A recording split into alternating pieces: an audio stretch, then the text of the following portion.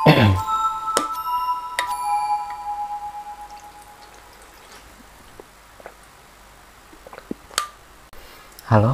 kenalin nama gue Paris. Dan di video kali ini gue bakalan ceritain pengalaman horor dari teman kerja gue. Gue nggak tahu kenapa ya, gue agak merinding pas ngetik skrip ini. Soalnya emang cukup relate sama gue juga gitu. Sebelum masuk ke ceritanya, gue harap kalian klik subscribe dan like-nya dulu ya.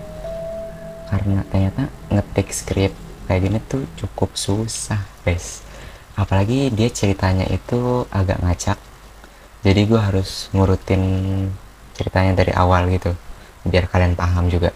Dan karena ini video pertama gue,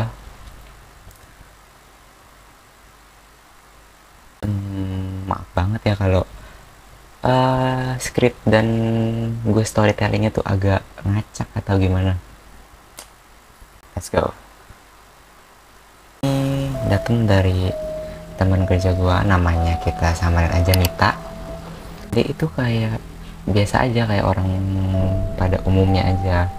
Dan ini kejadiannya itu waktu dia SMA di sekitar tahun 2012.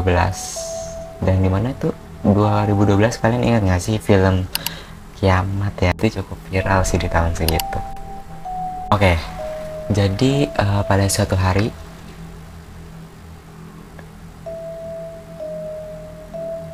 jujur belum masuk ke ceritanya aja udah bikin gue merinding ya, karena lagi-lagi ini cukup relate ya. Di sini gue ceritain layout rumahnya dulu. Jadi rumahnya itu dia ada kayak rumah zaman tua zaman dulu gitu. Rumahnya panjang, di depan ruang tamu gede ada kok lorong gitu, terus 2 kamar dan 1 kamar tidur, 2 kamar tidur, berarti 3 ya. Iya, 3 kamar tidur. Terus di belakangnya ada dapur, dan di sini pintu keluar, pintu ke belakang, dan kamar mandinya di luar. Entah kenapa rumah-rumah di zaman dulu itu kamar mandinya tuh kebanyakan almost di luar. Entah kenapa gue juga, ini mirip-mirip layout rumah nenek gua. Jadi inget nih pasti cerita. Terus ya kayak rumah pada umumnya aja, ada banyak lukisan-lukisan gitu. Rumah tua ya, ini kayak di rumah dia ceritanya ada banyak lukisan-lukisan, ada kayak patung-patung gitu di dinding-dinding. Patung di dinding. Sorry. Ada banyak patung-patung di sisi-sisi ruangan gitu. Jujur ini layout rumahnya tuh mirip rumah nenek gue nanti. Oke, lanjut. Dia masuk tuh kan ruang tamu, kamar. Ini ada lorong itu buat masuk ke dapur. Di sini kamar, di sini 2 kamar gitu. Sebenarnya kalau diingat-ingat gue juga punya beberapa kejadian horor sih di rumah nenek gue pas gue masih SD lah. Tapi ya sekarang rumahnya udah direnov, rumah nenek gue udah direnov. Dan oke, lanjut aja. Oke, jadi pengalaman pertama dia ini tentang kunci motor. Kalian kalau punya kunci motor itu kan biasanya ada gantungan-gantungannya ya, gantungan biar nggak hilang gitu, kunci motor, kunci rumah gitu, digabungin, dipanjangin biar kagak mencar-mencar. Nah, dia juga sama kayak gitu. Nah, kalau si Nita ini kunci motornya itu dipakein kayak kerincingan-kerincingan Doraemon gitu. Jadi kalau ditaruh di tas, ditaruh di jaket, ditaruh di saku, ditaruh di rak-rak gitu, tinggal digoyang-goyangin aja, kerincing kerincing kerincing kerincing kerincing kerincing.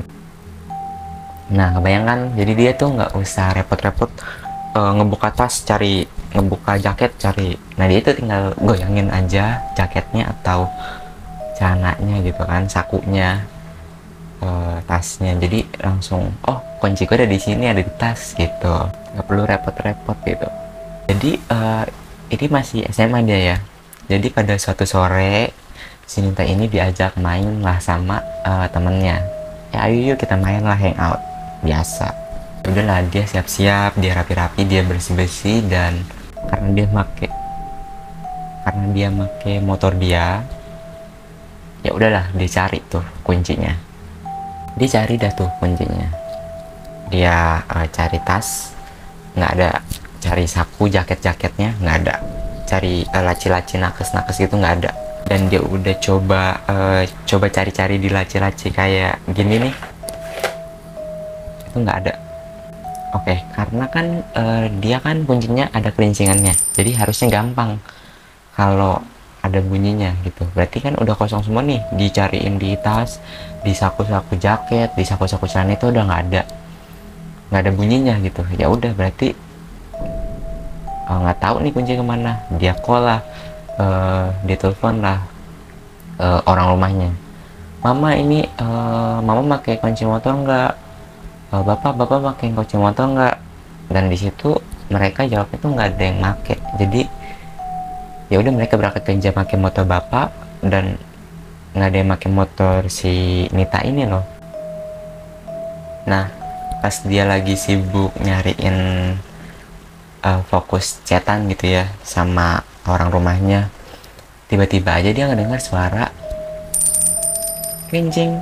Nah, kan posisinya lagi di ruang tamu nih, ada di situ tuh ada kayak lemari yang buat TV gitu, buat furniture yang kayak apa ya, yang buat hiasan-hiasan gitu, naruh pajangan. Nah, di dalam lemari kacanya itu ternyata ada kuncinya.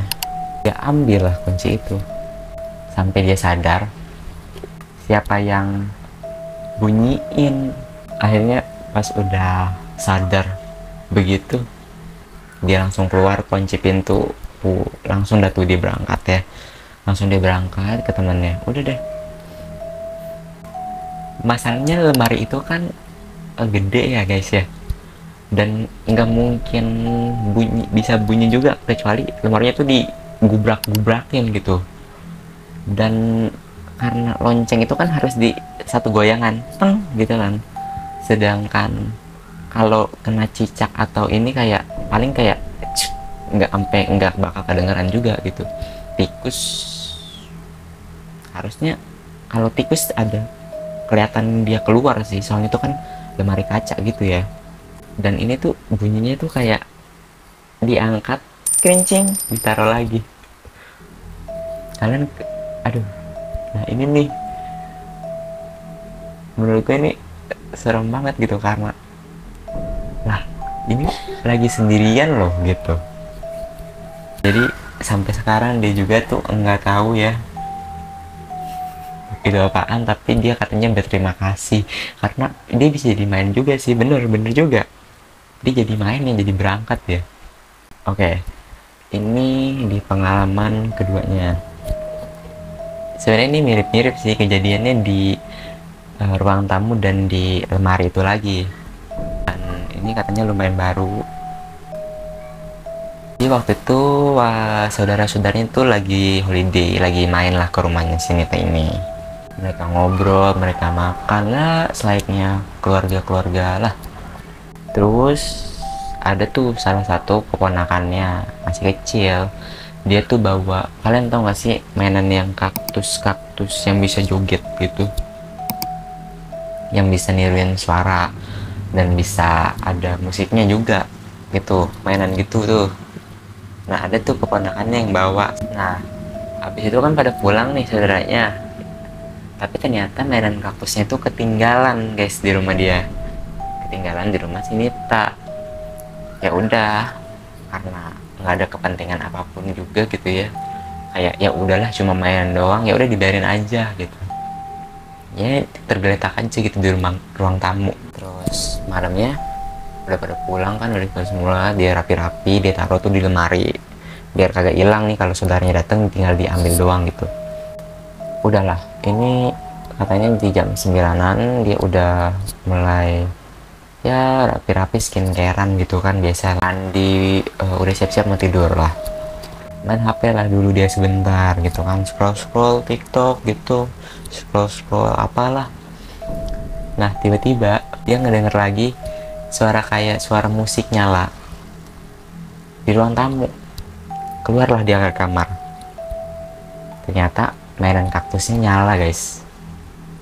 Kalian tau gak sih, itu tuh mainannya tuh bakal bunyi kalau ada suara aja atau kalau dinyalain. Sedangkan ini kan dia cukup ngeliatin aja tuh, si Nita ngeliatin aja mainan kaktusnya tuh lagi goyang-goyang kan sambil nyanyi-nyanyi, dan ya udah dia takut buat matiin. Akhirnya dia ke dalam kamar lagi, udah tutup pintu, udah gua nggak peduli gitu, udah bodo amat dia mau nyala kayak bodo amat gitu kan.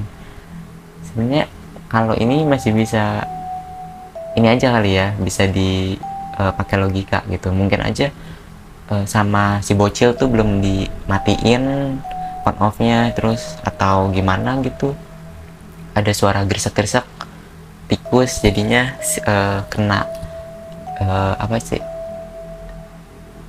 sensor suaranya gitu, dia jadi bunyi atau gimana, siapa tahu. Atau emang mainannya emang bisa ngedenger apa yang nggak bisa kita denger aja kali ya. Ya gitu sih. Tapi gimana menurut kalian? Menurut gue ini dua-duanya sama-sama suara ya, hal-hal yang, nah jadi itu dua pengalaman serem ya dari teman kerja gua, dari Nita. Gimana menurut kalian? Apa semuanya bisa dijelasin sama logika, kayak kelincingan siapa tahu ada cicak lewat gitu, atau ini sensor suaranya kedetek gerusuk-gerusuk jadi bunyi gitu, atau karena si Nita ini lagi ketakutan aja jadi dia nggak bisa berpikir logis kan, bisa jadi. Tapi sih kata dia ada beberapa hal yang belum diceritain ya, jadi hal-hal yang kecil lah, kayak misalnya dia ngelihat apa sih, bayangan putih sekelebat gitu lewat depan kamarnya, apalagi kan lorong gitu ya, kayak ya kalian tau lah. Terus suara-suara gerasak gerusuk di atapnya dia gitu, di atap kamarnya dia ya. Tapi katanya sih itu dua hal yang paling dia inget ya. Paling nanti gue tanyain dia lagi gitu atau gimana. Oke, jadi begitu ya. Paling nanti gue mau nyari cerita horor lagi dari teman kerja gue yang lain, entah itu dari rumahnya, tempat kerjanya, atau ya dari manapun, terserah dia. Oh ya, kalian kalau mau ngirim cerita horor boleh DM @parisscz_ itu kalian kirim aja lah ceritanya, nanti gua iniin lagi apa sih, benerin lagi kalau emang agak ngaca ya. Semoga kalian ngirimnya langsung jadi gitu ya, jadi gue tinggal ceritain doang. Dan kita bakal ketemu lagi ya di pengalaman horor atau seram teman selanjutnya. Terima kasih yang udah nonton sampai habis. Gue harap kalian like dan subscribe karena ngebenerin skripnya itu cukup. Nah, bye bye semuanya.